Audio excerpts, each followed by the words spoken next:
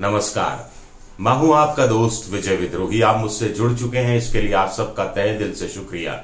और अगले 8-10 मिनट में आपसे जुड़े रहने की पूरी कोशिश करूंगा।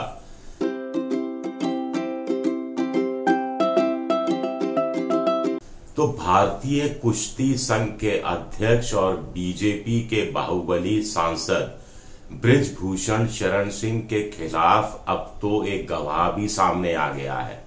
और गवाह भी कोई छोटा मोटा नहीं है। ये गवाह 2014 के लखनऊ में उस कैंप में मौजूद था जहां पर कथित तौर पर कम से कम 3 लड़कियों ने, जो जूनियर पहलवान थी, उन्होंने शिकायत की थी। वो बड़ी अपनी सीनियर पहलवानों के आगे रोई थी कि कैसे उन्हें देर रात को बृजभूषण शरण सिंह के यहां जाने के लिए मजबूर किया जा रहा है, कैसे वो दबाव में है। इतना बड़ा गवाह, इतनी बड़ी गवाही, और जो गवाह सामने आया है वो एक और महिला कोच का नाम ले रहा है जिसको सारी चीजें पता थी, सारी चीजें बताई गई थी। वो अपनी वाइफ का नाम, पत्नी का नाम भी ले रहा है, जिसके सामने ये जूनियर पहलवान जाकर रोई थी और पत्नी ने भी उन्हें ढांढस बंधाने की कोशिश की थी। ये गवाह ऐसा है जो एक अंतर्राष्ट्रीय स्तर की महिला पहलवान का फिजियोथेरेपिस्ट है, देश विदेश घूम चुका है, यानी उसकी गवाही को कम करके नहीं आंका जा सकता। इसके बावजूद पुलिस खामोश है, इसके बावजूद मन की बात करने वाले प्रधानमंत्री मौन है, इसके बावजूद अमित शाह चुप है क्योंकि दिल्ली की पुलिस उन्हीं के अंडर में आती है। इसके बावजूद solicitor general of India supreme court में अब भी कह रहे हैं कि पुलिस को प्रिलिमिनरी इंक्वायरी की जरूरत है। हो क्या रहा है साहब ये? और जो सरकार ने कमेटी गठित की थी वो स्ट्रक्चरल लैप्सेस की बात कर रही है। हैरानी की बात है, कमेटी मैरी कॉम की अध्यक्षता में गठित की गई थी जिसमें अंतर्राष्ट्रीय स्तर के पहलवान योगेश्वर दत्त भी शामिल थे। उसमें बृजभूषण शरण सिंह पर जो यौन शोषण के आरोप लगे थे उसकी जांच करनी थी, लेकिन सरकार ने जो हिस्सा सामने रखा है, जो बताया है, उसमें स्ट्रक्चरल लैप्सेस की, यानी भारतीय कुश्ती संघ में आधारभूत स्तर पर क्या कमियां खामियां हैं, वो कैसे दूर की जा सकती है, उनका विवरण है। इस चीज का कोई विवरण नहीं है तो छुपा दिया गया है। और जिस गवाह की बात कर रहे हैं उस गवाह ने इस कमेटी के सामने भी अपनी बात रखी थी। और 2014 के लखनऊ कैंप की भी शिकायत जब वो करने जा रहे थे तो उनको कैंप से बाहर का रास्ता दिखा दिया गया। तो इन सज्जन का नाम है परमजीत मलिक।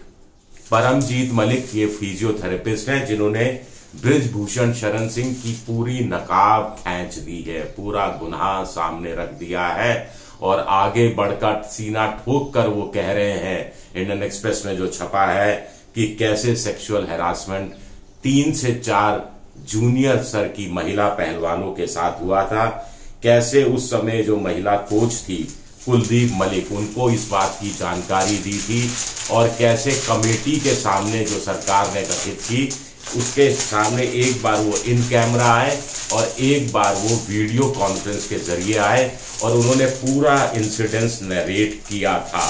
क्या कह रहे हैं ये? 2014 के कैंप की बात करते हुए कह रहे हैं कि 3 से 4 महिला पहलवानों को स्पोर्ट्स अथॉरिटी ऑफ इंडिया का SAI का जो साई का जो कैंप था लखनऊ में, उसमें देर रात को 10 बजे के बाद निकाल कर ले जाया जाता था। गाड़ियां आती थी, उसने उस गाड़ियों को, परमजीत ने खुद अपनी आंखों से देखा था। उन गाड़ियों में से एक ड्राइवर बृजभूषण शरण सिंह का हुआ करता था और कैसे उन लड़कियों ने नरेट किया कि वो दबाव में थी और कैसे उन्हें बृजभूषण शरण सिंह के पास देर रात को जाने के लिए मजबूर किया जाता है, कैसे वो अपनी व्यथा कथा बताते बताते रो पड़ी थी और वरिष्ठ जो महिला पहलवान है उनके सामने भी उनके आंसू निकल गए थे। और तब परमजीत की पत्नी सुमन कुंडो भी सामने थी, यानी जो गवाह अकेले गवाही नहीं दे रहा, 2-2 और गवाहों को एडिशनल गवाह बता रहा है कि मुझ पर यकीन नहीं तो मेरी पत्नी से पूछ लीजिए, मुझ पर यकीन नहीं तो महिला कोच से पूछ लीजिए, कमल मलिक से। उनके सामने भी यही बात कही गई थी। तो फिर क्यों अब देर हो रही है? अब क्यों प्रिलिमिनरी इंक्वायरी? दिल्ली पुलिस आखिर क्या करना चाहती है? आमतौर पर कोई शिकायत दर्ज कराता है तो क्या दिल्ली पुलिस इतनी प्रिलिमिनरी इंक्वायरी करती है, इतनी पूछताछ करती है? सबसे बड़ी बात है, जो कंप्लेन दर्ज करने के लिए महिला पहलवान गए तो कंप्लेन की कॉपी भी 3 घंटे तक नहीं दी गई थी। यह भी अपने आप में हैरत की बात है। तो आखिर बृजभूषण शरण सिंह को, जो बीजेपी का उत्तर प्रदेश से सांसद है, जो बाहुबली है, उसको आखिर क्यों बचाया जा रहा है? ये किस तरह की राजनीति? मन की बात करने वाले महिला पहलवानों के मन की बात को क्यों नहीं पढ़ पा रहे हैं? ये अपने आप में एक बड़ा सवाल उठता है, क्योंकि अब तो खुलकर सारा कच्चा चिट्ठा सामने आ गया है कि वो कैसे रात को 10 बजे गाड़ियां आती थी, कैसे उसमें बृजभूषण शरण सिंह का ड्राइवर शामिल होता था, कैसे उनको ले जाया जाता था, कैसे उन्होंने अपनी सीनियर पहलवानों को बताया था, और उस समय ये चीजें उन्होंने सामने नहीं लाई उस लिखित में, क्योंकि उन्हें पता था कि अगर महिला पहलवानों की उनका पूरा करियर तबाह हो जाएगा, उनको कैंप से निकाल दिया जाएगा या उनके फेयर सिलेक्शन में दिक्कत आएगी। खुद इतने बड़ा फिजियोथेरेपिस्ट, उसने जब शिकायत करनी चाहिए तो उसको खुद को कैंप से निकाल दिया गया। तो इतने बड़े जब फिजियोथेरेपिस्ट को कैंप से निकाला जा सकता है तो उन महिला जूनियर पहलवानों की तो औकात ही क्या थी, बिसात ही क्या थी, और क्यों नहीं वो चुप रहती? डर के कारण। डर है, फिर टैबू है, फिर ये भी डर लगता है कि आपका पूरा करियर तबाह हो जाएगा, आप शिकायत करेंगे तो घर वाले आकर ले जाएंगे और फिर आपको इस खेल से हमेशा हमेशा के लिए अलग कर दिया जाएगा। आपको अपनी भाग्य आजमाने का, ओलंपिक्स में दूसरी वर्ल्ड एथलेटिक चैंपियनशिप में जाने का मौका, भारत के लिए तिरंगे के लिए पदक हथियाने का, हासिल करने का, ये सारे मौके आपके हाथ से निकल जाएंगे। तो इस कारण वो चुप रही। और दूसरी बात है कि जो इंडियन एक्सप्रेस में छपा है कि ये जो कमेटी बनाई गई, कमेटी स्पेसिफिक चार्जेस जो हैं बृजभूषण शरण सिंह के, उस पर खामोश है।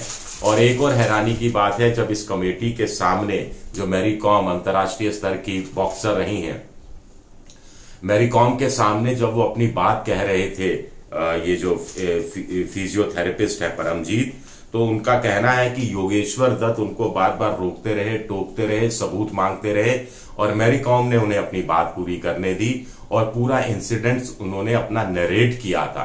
तो जब कमेटी के सामने पूरी बात रखी गई थी तो क्यों फिर उस पर कार्रवाई पुलिस को नहीं करनी चाहिए थी? क्यों पुलिस ने कार्रवाई नहीं की? क्यों अभी भी वो प्रिलिमिनरी इंक्वायरी के चक्कर में पड़ी हुई है? फिर ये जो 7 कंप्लेंट गई हैं, जिसमें से एक नाबालिग है, तो उनके परिवार वालों को आरोप है कि धमकाया जा रहा है, धमकियां दी जा रही हैं, पैसे का लालच दिया जा रहा है। तो इन सब चीज की प्रिलिमिनरी इंक्वायरी नहीं कर रही दिल्ली पुलिस, इन सब चीज की पूछताछ नहीं कर रही। पहलवानों से सबूत पर सबूत पर सबूत मांगे जा रहे हैं, बृजभूषण शरण सिंह पर कोई सबूत नहीं मांगा जा रहा। अब एक इतना बड़ा गवाह सामने आ गया है तो उसके आधार पर उस समय की महिला कोच से पूछताछ, परमजीत से खुद पूछताछ, उसकी पत्नी से पूछताछ, ये तो दिल्ली पुलिस को करनी चाहिए, करेगी पुलिस, लेकिन पहले एफआईआर दर्ज करनी चाहिए 100%। अब एफआईआर दर्ज करने में दिक्कत क्या आ रही है? चीफ जस्टिस ऑफ इंडिया के सामने ये जो नए तथ्य फ्राइडे को आएंगे तो क्या रुख रहेगा चीफ जस्टिस ऑफ इंडिया का, जिनको अभी भी उनका कहना है कि आप सॉलिसिटर जनरल से उन्होंने यही कहा कि आप बताइए कि पुलिस ने एफआईआर दर्ज क्यों नहीं की, प्रिलिमिनरी इंक्वायरी से आखिर आप क्या हासिल करना चाहते हैं, आपके पास क्या मटेरियल है, कुछ मटेरियल तो दीजिए जिसके आधार पर मैं आगे बढ़ सकूं। हालांकि चंद्रचूड़ साहब ने स्पष्ट कर दिया कि वो ऐसे मटेरियल को पढ़ने के पक्ष में नहीं है जिसके बारे में दूसरे पक्ष को, यानी महिला पहलवान जो शिकायत करता है, उनको जानकारी नहीं हो। लेकिन ये अलग केस है, तो इसलिए मैं इतना भी अपवाद स्वरूप सुनने के लिए तैयार हूं। इससे ज्यादा अब क्या हो सकता है? शुक्रिया, बहुत बहुत शुक्रिया।